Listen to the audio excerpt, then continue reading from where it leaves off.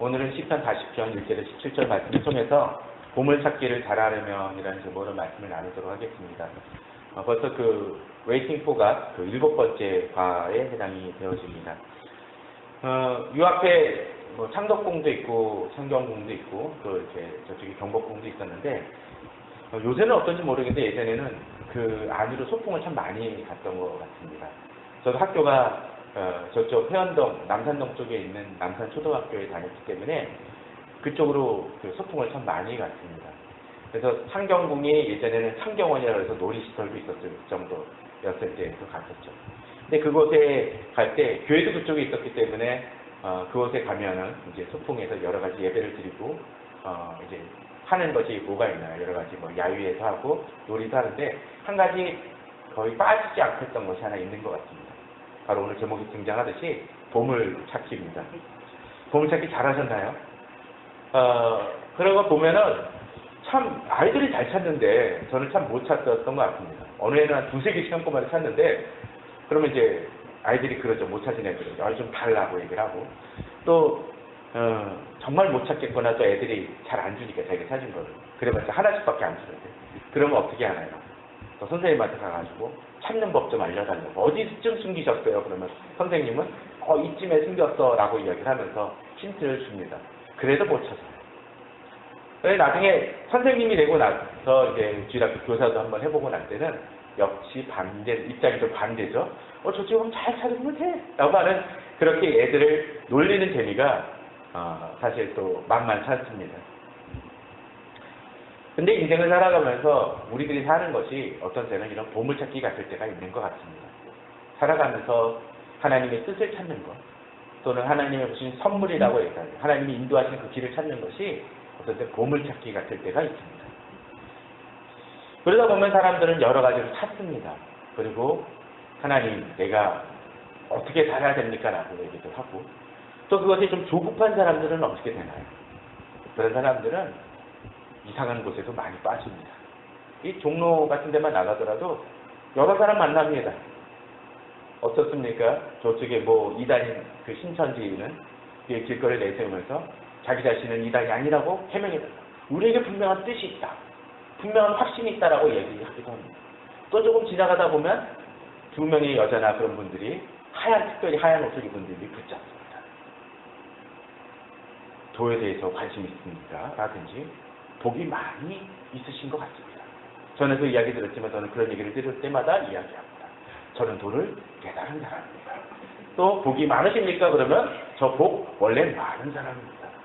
조상들의 은덕이 있습니다. 네, 맞습니다. 왜냐하면 저는 한 3-4대 이미 믿음의 가정이 있기 때문에. 그런데 그런 것들을 볼 때마다 좀 안타까울 때가 있습니다. 그들하고 얘기하면 논쟁이 되어져서 답이 안 나올 거 뻔히 알면서도 붙들고 얘기하고 싶어요. 왜? 당신들 그 보물 찾는 것이 틀렸다라고 이야기하고 싶다라는 것이죠. 그럼 어쩌면 사람들은 이야기할지 모릅니다. 제 주변과 또 저를 잘 아는 사람은 아니 복받은 사람이 왜 그렇게 살고 있습니까? 라고 얘기할지도 모릅니다. 어려운 길을 가고 있고 남들과 왜 다른 길을 가고 있느냐라고 이야기할지도 모릅니다. 오늘 시편 기자도 사실 그렇습니다. 오늘 시편 1편에서 17절을 보게 되면 어떤 분은 이야기합니다. 1절에서 10절과 11절에서 17절이 두 개로 나눠져 있는데 두 시인데 합쳤다라고 되죠. 왜? 분위기가 너무 달라. 특별히 11절에서 17절은 아주 죽을 것 같으니 좀 살려달라는 얘기입니다. 간단히 얘기하면. 근데 1절에서 10절은 찬양이 나옵니다. 왜 그럴까요? 왜 이런 차이가 날까요? 오늘 본문은 바로 거기에 대한 답을 보여줍니다. 이것을 통해서 우리 인생을 살아가면서 특별히 저희들이 과를 다루고 있는 것들이 교실을 다루는 거 있죠. 하나님을 기다리는 데 waiting for God라는 그 시점 속에서 우리가 어떻게 하나님의 우리에게 주신 보물을 발견하거나 또는 발견하는 방법 또 이미 어쩌면 주셨는데 깨닫지 못하고 있는 것이 있다면 그것을 발견하는 방법은 무엇인지를 좀 우리들이 깨닫길 바랍니다. 오늘 본문을 보게 되면 죄송합니다. 1절에서 3절이 나오고 있습니다. 내가 여호와를 기다리고 기다렸더니 귀를 기울이사 나의 부르짖음을 들으셨도다 라고 되어 있습니다. 어떻게 한다고요? 내가 부르짖었는데 기다리고 기다렸는데 이제 주님은 어떻게 하셨어요? 이제 들으셨다라는 것입니다. 나의 부르짖음을 들으셨도다. 과거는. 특별히 이전에서는 나를 기가 막힌 웅덩이와 수렁에서 끌어올리시고 내 발을 반석에 붙여 내 걸음을 견고하게 하셨다고 되어 있고, 또 3절은 그것으로 인해서 하나님을 찬양하고 있습니다.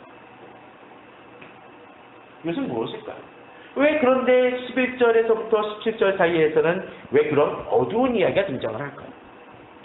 여호와여 주의 긍휼을 내게서 거두지 마시고 주의 인자와 진리로 나를 보호하소서라고 되어 있고, 수많은 재앙이 나를 둘러싸고 있다고 되어 있고, 또 14절에서는 내 생명을 찾아 멸하려 하는 자들이 있다라는 얘기를 하고 있고, 또 15절에서는 나를 향하여 하하하하하며 조소하는 자들이 있다라고까지 이야기합니다. 17절에서는 또 나는 가난하고 궁핍하다고 되어 있습니다. 왜 이런 이야기들이 전개되어지고 있을까요? 이것이 어떻게 같이 상충할 수가 있을까요? 오늘 본문의 키포인트 중에 하나는 바로 이것입니다. 1절에서 3절은 사실은 지금 일어나고 있는 현상보다는 과거에 주께서 내게 주셨던 복을 기억하는 것입니다. 들으셨던 것을 기억한다는 것이죠. 그럼에도 불구하고 어떤 현재형처럼 비춰집니다. 보십시오. 기다리고 기다렸더니 기린 나의 부르심을 들으셨고, 어떻게 해요? 참 표현이 기가 막힙니다. 기가 막힐 웅덩이라고 되어 있습니다. 이런 경험 해보셨나요? 웅덩이에 빠져서 도저히 움직일 수 없는데.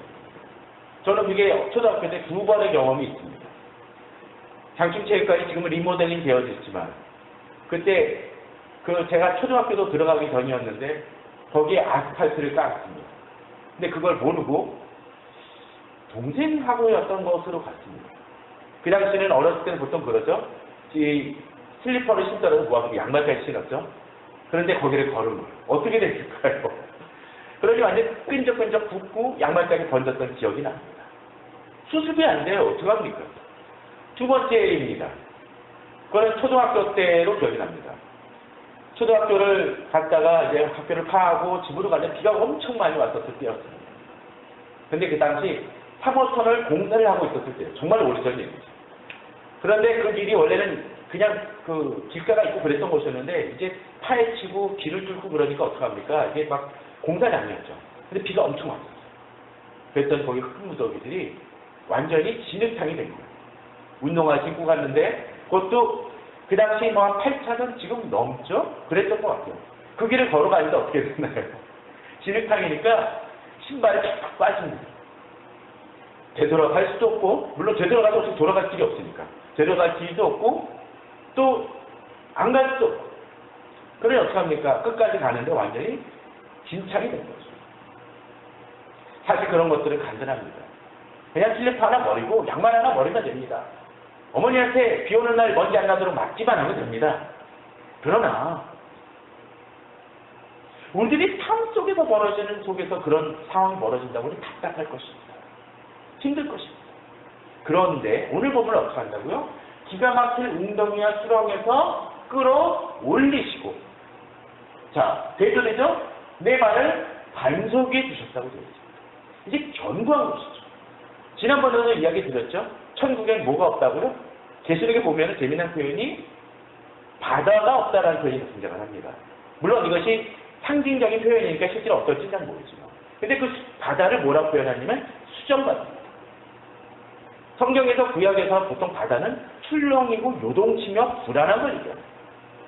그에 반해서 천국의 수정바다라는 얘기는 어떤 거요? 이제 더 이상 혼돈과 용도순침이 없이 평안하다는 것입니다. 바로 반석은 그걸 얘기하는 거죠. 계속적으로 빠질 수밖에 없었던 곳에서 건져냈다는 것입니다. 이것은 어떤 것을 이야기를 하냐면, 성경 속에서 이렇게 견고하게 하셨다라는 얘기는 바로 지금 11절에서 17절의 현재 상황입니다. 지금 자기에게 닥친 어려움이죠. 그럼 1절, 3절은 어떤 거? 과거에 하나님께서 역사하셨던 사실, 나를 건지셨던 사실을 기억하는 얘기합니다. 그것을 기억함을 통해서 이제 어떻게 합니까? 견고하게 하셨도다. 그리고 새 노래. 그 하늘에 올리 산통을 내 입에 주셨으니 많은 사람이 보고 주와 여호와를 의지할 것이라고 얘기합니다. 무슨 얘기냐면 이제 과거에 했던 일을 기억함을 통해서 지금의 현재의 상황 속에서 힘을 얻는 것입니다. 우리가 믿음 생활을 하다가 좌절하는 많은 이유 중에 하나는 하나님께서 과거에 나를 도우셨던 사실을 잊기 때문입니다. 제가 누누이 얘기 드리지만 이스라엘 백성들이 광야에서 불평과 불만을 토로했던 때는 무엇입니까? 하나님께서 홍해를 가르시고 애굽에서 10가지 재앙을 내리시고 그들에게 현재 지금 다시 곰곰이 생각해 보십시오. 광야 생활을 할 때 하나님께서 만나와 매출하기를 끊으셨습니까? 아닙니다. 계속 공급하시고 계셨고 성경을 자세히 보게 되면 그들 앞에는 분명한 징조가 있었습니다. 무엇일까요? 구름 기둥과 불 기둥이 떠나지 않았습니다. 그런데 그럼에도 불구하고 그들은 어떻습니까? 불평합니다. 그들에게 분명 지금 눈앞에 보이는 증거가 있음에도 불구하고 그들은 당황하고 힘들어하고 지금 앞에 놓인 문제를 보고 절망합니다. 내리는 만나가 내릴 것임에도 불구하고 답답해합니다. 이제 곧 조금 있으면 천국, 그 가나안 땅 약속의 땅에 들어갈 것임에도 불구하고 결국 그들의 실수로 인해서 그들의 불순종함을 통해서 그들은 결국 그 가나안 땅을 40년 만에 가게 되는 실수를 그런 착오를 범하게 된다는 것이죠. 지난주 중에 한 지인이 찾아왔습니다. 교회를 안 다니는 친구예요. 근데 아내 따라서 교회를 몇 번 갔었는데 계속 절망을 합니다. 예배 시간에 되면 자꾸 좋으니까.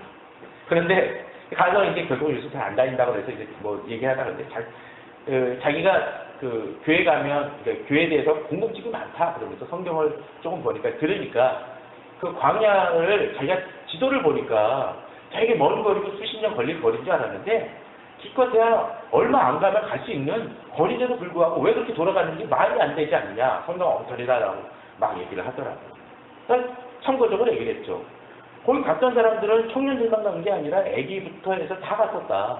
그리고 하나님께서 그곳에 집어넣지 않으신 게 아니라 물론 그들이 있다 할수록 1년, 2년이면 갈 거리긴 했었지만 아무리 늦게 가도 그것에 안 갔던 것은 그들이 하나님이 들어가라고 했음에도 불구하고 불순종함으로 인해서 그들이 그것을 떠돌게 된 것이지 그리고 계속적으로 걸어다니는 게 아니라 아마 어느 곳 정착하고 또 얼마를 보내고 또 왔다 갔다 했을 것이지 못 갈 거리를 의도적으로 안 간 건 아니다라는 얘기를 했습니다. 그들의 문제는 뭐였습니까? 잊어버렸기 때문이다. 그렇기 때문에 하나님께서 내게 주셨던 이미 주셨던 보물, 선물을 기억하는 것이 필요합니다. 그런데 여기서 하나님께서 내게 과거에 베푸셨던 선물을 기억할 때 한 가지 포인트가 있습니다. 과거엔 이랬어라는 얘기. 그것을 넘어서길 바랍니다. 과거에 이랬어라는 얘기는 이제 그냥 아련한 추억입니다. 아, 옛날이여라는 거죠. 옛날에 나도 잘 나갔어 또는 옛날에 나도 잘했어 라는 얘기는 지금 현재는 어떡합니까? 못한다는 이야기입니다. 그것이 지금 내게는 의미가 없다라는 것이죠. 예전에 한 친구가 그러더라고요. 정말 고등학교 때 농구를 정말 잘했던 친구였어요. 막 힘이 좋아가지고 뻥뻥 나가 떨어지고 막 주변 사람들이 그랬었는데 아들 친구들하고 한번 농구를 했다고 합니다. 한 1, 2년 전에. 그런데 자기의 과거의 그 경험이 있고 또 얘들이 펄펄 나르니까 이 참 남자가 단순 무식해요. 아들하고 경쟁을 한 거예요. 아들 친구들하고. 그러다 보니까 너무 무리를 해가지고 발목을 삐고 난리가 났다고 합니다. 그 친구에게 있어서 농구는 과거에 잘했던 건 뭡니까? 아, 옛날이었다. 우리 체력은 그럴지 모릅니다. 그러나 한 가지 기억할 게 있습니다. 과거에 역사하셨던 하나님은 지금도 내게 동일하게 역사하시는 분이시고 과거에 나를 도우셨던 하나님이면 지금도 나를 도우실 수 있다라는 것입니다. 그렇기 때문에 뭡니까? 현재형이라는 것. 기다리고 귀를 기울이사 나의 부르심을 주님께서 들으셨다고 되어 있는데 자, 기다리고 내가 여러 기다렸더니 어떡합니까? 귀를 기울이시고 들으신 분은 하나님이십니다. 그 하나님이 나의 기가 막힌 운동이나 수렁에서 나를 어떻게 해요? 건지시고 반석에 세우셨던 분입니다. 그 하나님은 과거에만 하나님 아니라는 거죠. 지금 내게 역사하실 하나님임을 우리는 믿어야 된다는 것입니다. 그게 자꾸 과거가 되니까 힘이 빠집니다. 과거에 역사하셨던 하나님은 왜 지금 역사를 안 하십니까? 종종 교회도 그렇습니다. 과거에 그렇게 은혜를 경험했던 교회들이 침묵하고 주저앉습니다. 왜요? 이제는 그 하나님이 아니라 다른 걸로 의지하기 때문에 그렇습니다. 초점이 흐려진다는 거죠. 그러니까 자꾸 다른 방법을 찾습니다. 이제 하나님, 그 과거에 이기니까요. 이제는 새로운 방법들이 나타나야 된다고 생각을 합니다. 아닙니다. 과거에 역사하셨던 하나님은 지금도 역사하시는 하나님입니다. 또 미래에도 역사하시는 하나님입니다. 그렇기 때문에 우리는 담대하게 나아갈 수 있습니다.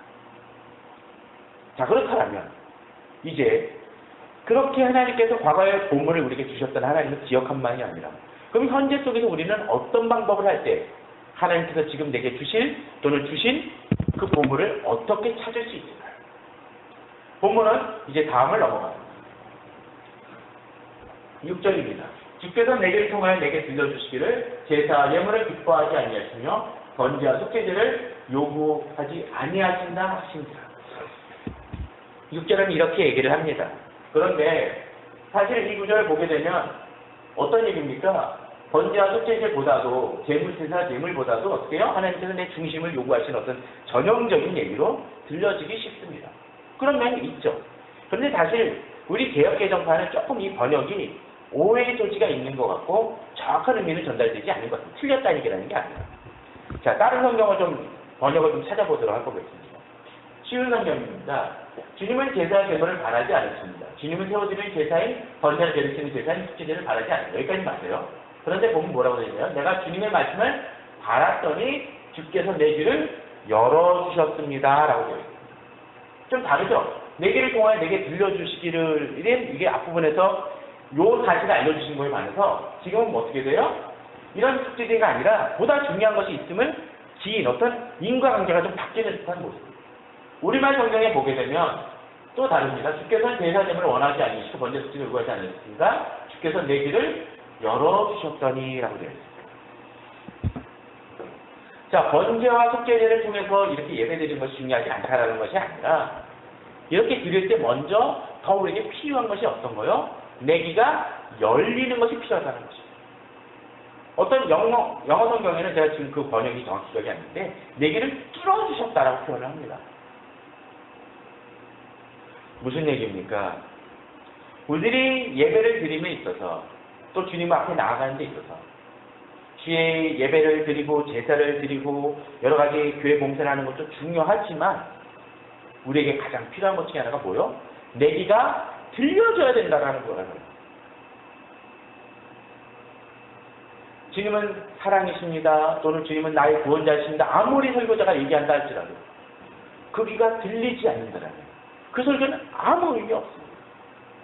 앞서 그 교회에 가서 이 아내 따라 예배를 몇 번 드렸는데 그 설교만 들으면 잠이 오고 내게 영 와닿지 않는다라고 얘기하는 그 지인한테 제가 그런 얘기를 했습니다. 물론 그 부분에 있어서는 책임은 설교자에게 있을 수 있습니다. 졸려서 설교를 하는 분일 수도 있습니다. 근데 그 교회가 꽤 큰 교회예요, 사실은. 제가 알기로 수천 명 다니는 교회예요. 또 특별히 어린이 설교를 주로 하시는 분이기 때문에 아마 그 부분에 대해서 그렇게 어렵게 설교하시거나 그러시지 않았을 것 같아요, 느낌은. 그럼 뭐가 문제입니까? 이 친구의 마음밭일 수 있을 수 있겠죠. 또 그것은 어쩌면 사단이 그 말씀을 듣지 못하게 막는 그런 작용일 수도 있을지 모릅니다. 예전에도 그런 얘기를 들었지만 제가 그 청년 때 교회를 다니다가 교회 사정으로 인해서 한 1년 4개월을 떠돌아다니며 예배를 드렸던 적이 있습니다. 저도 커다란 대형 교회를 갔어요. 근데 정말 지안합니다. 찬송가 그럴 때는 괜찮았는데 설교 시간을 되면 그게 잠이 쏟아지는 거예요. 근데 한 교회에 정착을 해서 예배를 드리고 나서는 그것이 딱 사라졌습니다. 나의 마음밭에 문제가 있었던 것이고 영적 전쟁이었던 것 같습니다. 하나님 앞에 감사하는 것은 제가 신앙생활 너무 디프리시되면 이단이 많이 보입니다. 그래서 그걸 통해서 어떻게 되냐면 이단들이 너 그렇게 살면 안 돼 라는 걸 깨우쳐줄 때가 종종 있었습니다. 저런 것들. 이것도 은혜인 것 같아요. 하나님은 그들마저도 사용하셔서 저를 깨우쳐 주십니다. 저놈도 그런 작용이죠. 깨달아야 됩니다. 제가 그래서 그랬어요. 아니, 들으려고 하고자 하는 마음 자체가 안 돼 있는 상황 속에서 자꾸 주변적인 것만 찾으면 뭐하는 거예요. 제가 그 친구한테도 복음을 설명하려고 하는데 기초 단계만 하고 말았습니다. 그랬던 연유 중에 하나는 어떤 거에 대해서 얘기를 하기는 자꾸 주변적인 것만 얘기를 해요. 중요하지 않은 사실에 대한 궁금증만 얘기를 하는 겁니다. 예를 들면 광야에 왜 40년을 돌아다니기만 했으니까 난 못 믿겠어. 예를 들면 그래서 너는 내가 봐서는 중심이 있는데 지역적인 것만 매달려가지고 정말로 어쩌면 보지 못한다. 너는 어쩌면 극장 가가지고 예고편 보고 나와가지고 영화 다 잘 봤다고 얘기하고 나온 사람은 똑같다고 그랬어요. 맞다라고 얘기했지만 아직은 요번에는 그것을 제대로 하지 못했습니다. 귀가 열려야 됩니다. 그걸 기도하십시오. 주님 내 귀를 열어달라고 이야기하십시오. 물론 이것은 지적적인 얘기라는 것은 아닙니다. 주 앞에 드리려고 하거나 내 중심을 드리고자 하는 마음이 있어야 될 때 이루어질 수 있다는 것이죠. 다음을 또 보도록 할까요? 6절, 7절을 보게 되면 계속적으로 그렇게 얘기합니다. 7절입니다. 그래서 내가 말했습니다. 그래서 무슨 얘기입니까? 내게 열어주셨으니까 이제 어떻게 돼요? 듣게 된 거죠. 그러니까 보소서 내가 왔습니다. 이제 주 앞에 나온 거예요. 예배 드리면서도 예배 전에도 얘기했지만 주님을 만나러 왔는데 주님을 만나지 못하고 많이 사는 거예요. 예배 시간에 주님을 만나야 됩니다. 감격이 있어야 됩니다. 주의 말씀을 들어야 됩니다.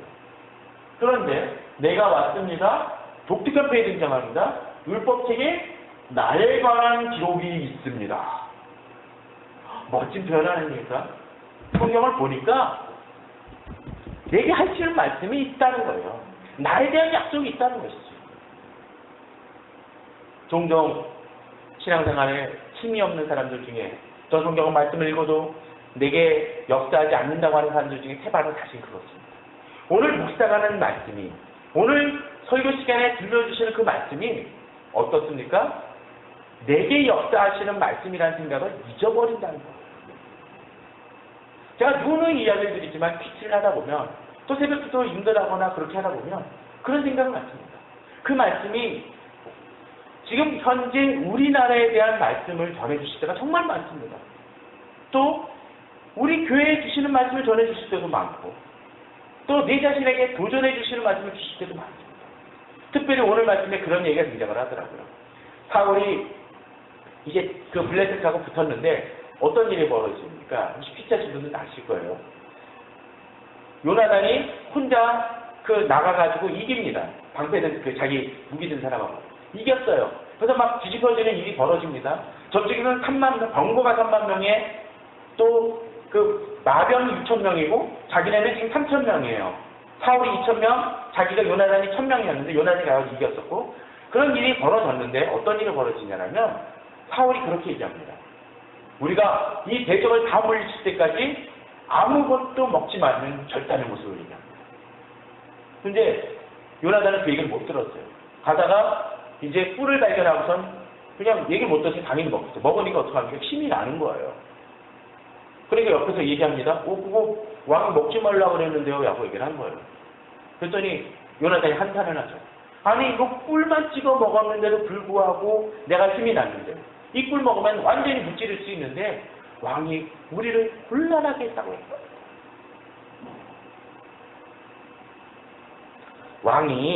왕궁이나 이 작전 참모에 있으니까 직접 사람들을 죽이지 않으니까 힘을 들빼서 그럴지 모를 것 같아요. 그러니까 어떻게 합니까? 힘 안 써도 금식하면서 충분히 대적하고 이길 수 있을 거라고 생각할지도 모릅니다. 그런데 그냥 앉아가지고 하루 종일 기도하는 거면 모르지만 나서 싸우고 전쟁을 해야 되는데 안 먹는다는 게 말이 됩니까? 결국 이 일로 인해서 이스라엘 백성들이 나중에 소나 양 같은 거 보고서는 그냥 너무 배고프니까 그냥 죽여가지고 피도 거르지 않고 먹어가지고 하나님 앞에 범죄한 죄였어요. 자, 물론 그 피채 먹은 사람들의 잘못이긴 하지만 그 원인을 제공한 게 누구요? 사울이라는 거죠. 우리 주변에 그렇게 뭐 대통령이든 국회의원이든 뭐 여러 가지 사람들이 또는 교회 목사도 마찬가지인데 어떤 잘못한 것을 행함을 통해서 이런 일이 벌어지는 경우를 많이 보지 않습니까? 오늘 말씀이 딱 그렇게 던져주더라고요. 얘가 좀 많이 삼천포로 빠졌는데, 자, 오늘 말씀 어떻게 해요? 율법 책에 나에 관한 기록이 있습니다. 우리 성도님들, 말씀을 통해서 이것을 깨달으시기 바랍니다. 지금 우리에게 말씀하십니다. 그리고 또한 8절에서는 뭐라고 되어 있습니까? 오 나의 하나님이여, 내가 주님께서 바라신 것을 기쁘게 행하려 합니다. 라고 되어 있습니다. 무슨 얘기입니까? 말씀을 깨닫는 것만이 아니라 이 말씀을 받았으면 어떻게 돼요? 행하고자 하는 결단이 있어야 된다는 것입니다. 자주 이야기 드리지만 여기 물이 있습니다. 자, 깨달은 건 뭡니까? 아, 이 물 마시면 내가 목이 마르지 않겠구나 합니다. 그 다음 작용은 뭐예요? 이제 행하는 것입니다. 적용이라는 것이죠.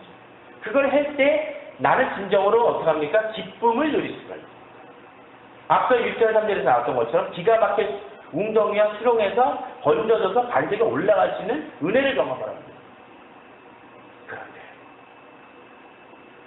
말씀까지 깨달았는데 귀가 열려서 깨달았는데 이제 2단계까지 못 가는 사람들이 종종 있다는 것이죠. 20대의 문제는 좋은 말씀 많이 듣는데 귀까지 열린 사람은 종종 있는데 그 말씀을 갖고 실천하지 않는 통해서 주께서 행하시는 놀라운 기쁨을 누리지 못한 사람들이 자주 있다라는 것입니다. 저는 우리 성도님이 그것을 넘어서기 바랍니다. 자, 그런데 이제 여기서 이렇게 깨달은 사람들 한 걸음 더 나아갑니다. 자기 현실 속에서 이 부분을 바라보면서 세상을 재인식하게 된다는 거죠. 자, 4절입니다. 여호와를 의지하고, 자, 이제 말씀을 깨달았으니까 누굴 어떻게 해요? 여호와를 의지하게 되죠. 그런데 세상은 어떻습니까? 교만한 자와 거짓에 치우치는 자들이 있다. 그것이 우리를 헷갈리게 합니다. 자, 교만하다는 건 뭡니까? 교만하다는 것은 간단히 얘기하면 내가 믿는 것이 확실해. 다른 사람 얘기 어떻게 해요? 들을 이유가 없다라는 것입니다. 받는 사람 중에 그런 사람들이 있어요. 지난주에 어느 분하고 상담을 했는데 그런 얘기를 하더라고요. 몇 년 전에 목사님이 이런 의도로 얘기를 하신 거죠? 라고 얘기를 해요. 지금의 그 문제가 좀 더 발전돼서 질문을 하는 거예요. 그래서 제가 그랬죠. 아니, 집사님 좀 잘못 들으신 것 같아요. 제가 그때 그 얘기가 아니라 요건 이런 면이 있다라는 얘기를 한 거지 이런 부분들까지 봐야 된다는 얘기를 한 겁니다. 그랬더니 제가 그럼 잘못 들을 건가요? 뭡니까? 듣고 싶은 것만 들은 거예요. 확고하기 때문에 아무리 그런 분들한테 순간 뭐합니까? 답은 이미 작정했다라는 거예요. 그래서 다른 성경에서는 번역을 이렇게 얘기합니다. 확실한 것을 붙드는 자들. 세상 속에서 그런 일들이 많다는 것입니다. 자기가 생각한 것이 옳다라고 생각을 하니까 주변에서 뭐라 그러건 간에 그건 아무 의미 없습니다. 그러나 하나님 안에서 붙들린 사람들은 무엇입니까? 어떻게 해요? 여호와를 의지하는 것입니다. 세상이 확고한 게 아니라 여호와를 의지함을 통해서 나아갈 때 어떡합니까? 그럴 때 복이 있다라는 거죠. 또 여호와를 의지하지 않으면 어떻게 됩니까? 아까 얘기했던 것처럼 다른 인스턴트, 다른 빠른 것들 사이 길을 쫓게 됩니다. 것에 치우치게 된다는 것이죠.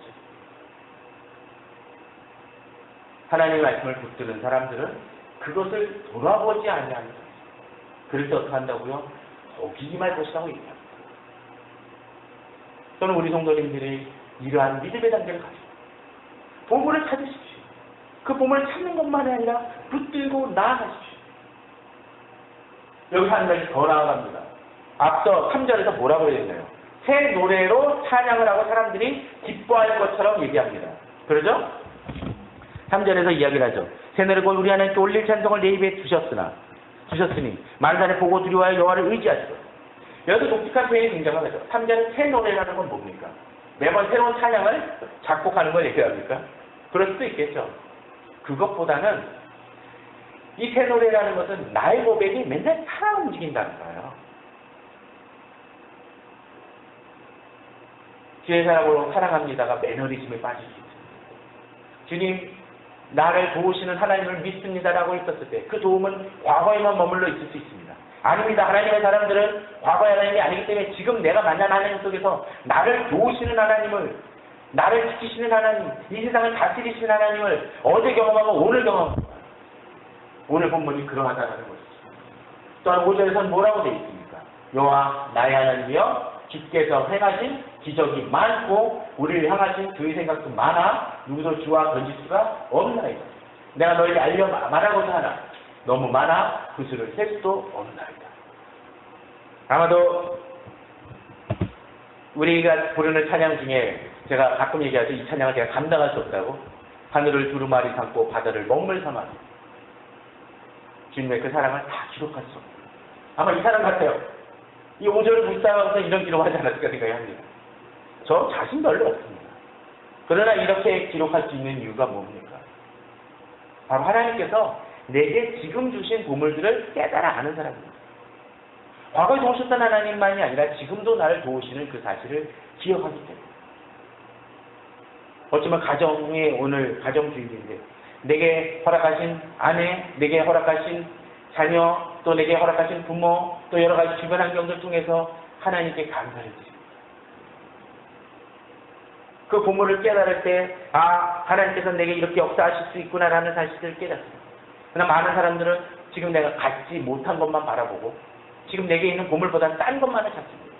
이미 누리고 있는데, 누리고 있는 부분들이 있는데. 이러한 믿음 속에서 하루하루를 살아가는 사람들은 이제 시각이 바뀌어집니다. 어떻게 바뀌어집니까? 11절에서 17절 바로 그 내용이라는 것이죠.